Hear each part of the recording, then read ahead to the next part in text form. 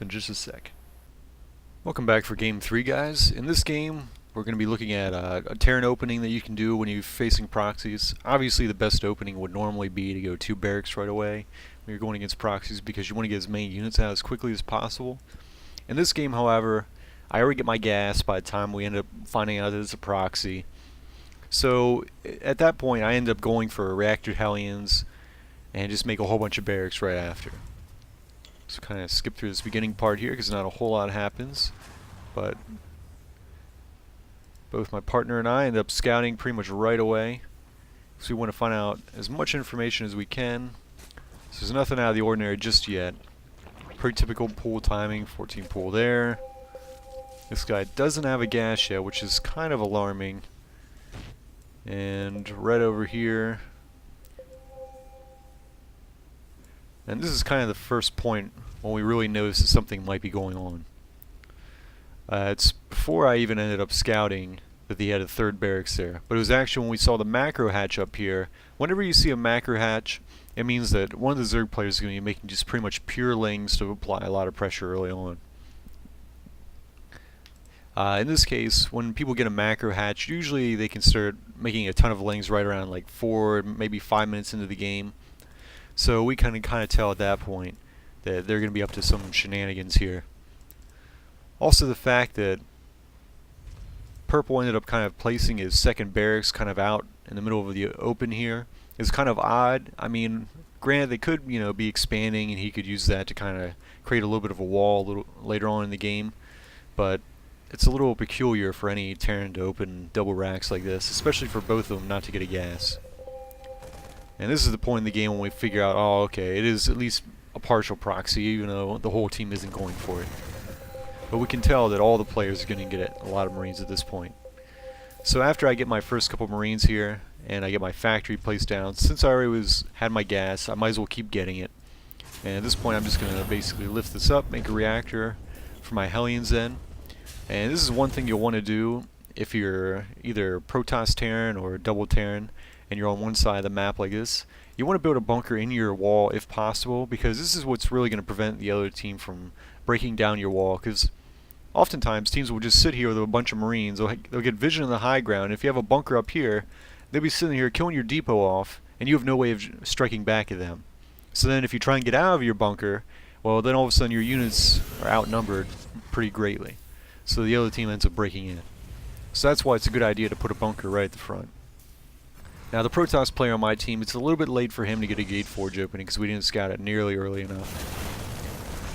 But doing a 4-gate is pretty fine when you're going against Marine proxies like this, because usually they don't have mass Marines until about 5:30 into the game, and you can usually, as long as you're chrono boosting your warp gate constantly, you'll be able to defend, at least get 1 warp in before you end up losing your warp gate. So as a Zerg player, he probably shouldn't have expanded here, but getting the spine crawler up is fine. You almost want to get 2 spine crawlers up, more just to buy time than anything else. So with some decent Marine micro, they can usually pick off banelings before they get in close. But the spine crawlers will at least buy you time so that your partners can get involved and kind of help out. Whichever side that's getting all the pressure applied to them with all the Marines and everything else, you really want to be cutting off reinforcements more than anything else. Because the reinforcements are what's going to make this push continue indefinitely. Because you can see this partner right here, my Zerg partner, already lost a whole bunch of workers. And the Protoss player is going to end up being pretty much all alone on his side. Now my partner over here ended up going for tanks. This is a bit of a mistake. And he was already decided at the beginning of the game he was going tanks. And even though he told him otherwise, he still went with them anyways. But you want to basically just get Marines and Hellions whenever you're trying to fight off proxies like this in mass sling. But you can see that I can pretty efficiently clean up any kind of lings and Marines early on in the game like this. And this kind of went down without too much incident. I mean, granted, he lost all of his workers, more or less, but he's still alive. And that's one thing that often won't happen when you're going against proxies, as you've seen in my other games, that usually 1, maybe even 2 people will die.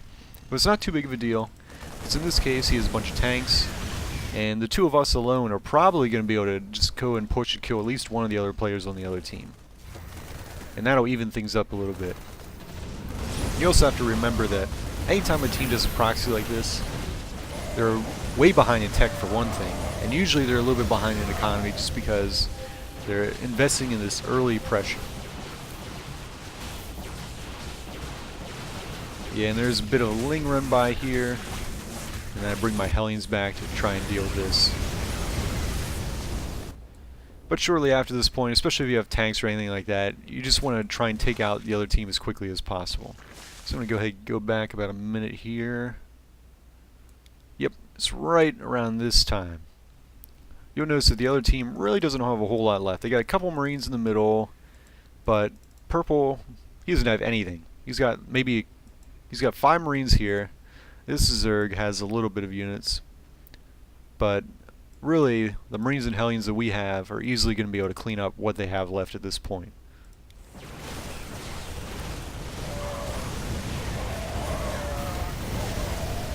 Just kind of speed along here. So if you have 3 people that survive when you're going against a proxy, you're doing really well, and you're almost always going to win as a result.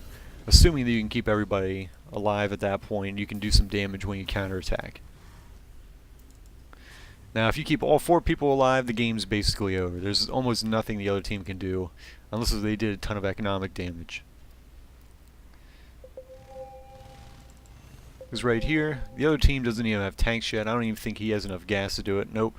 And even though red has 1 tank, he's going to have 2 out. It's just not enough to hold everything that we've got at this point. And even if purple ended up doing this exact same transition, he still wouldn't have nearly enough tanks to hold off all the forces we have right now. So him going Marauders isn't even a bad idea necessarily, especially being that I have so many Hellions at this point.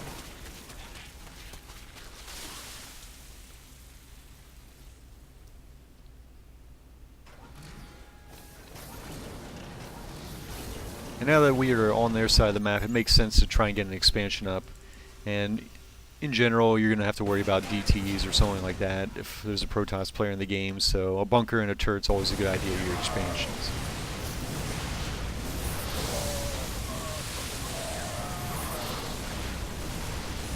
And from this point, the game's basically over. There's not a whole lot they can do, and they're just going to slowly get their forces whittled down while we take them out.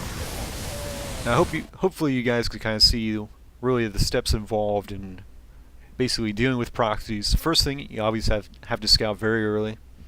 I really recommend that either as a Protoss or Terran that you scout right after you place your depot or pylon down, because you want to get across the map.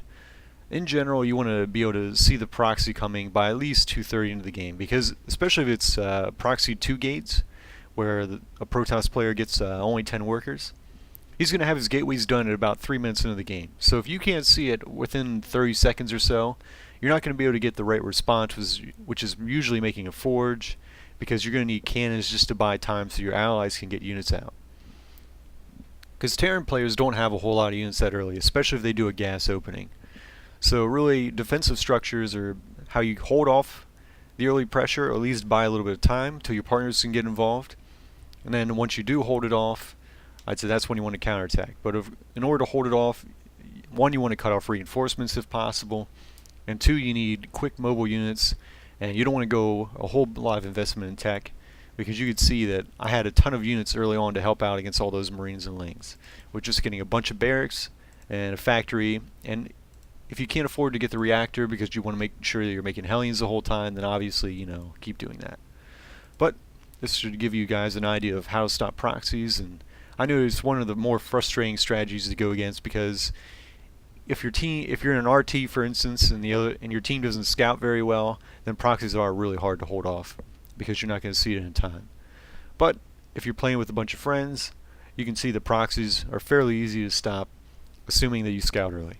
Alright, well, thanks for watching, guys, and I'll have more videos for you very soon.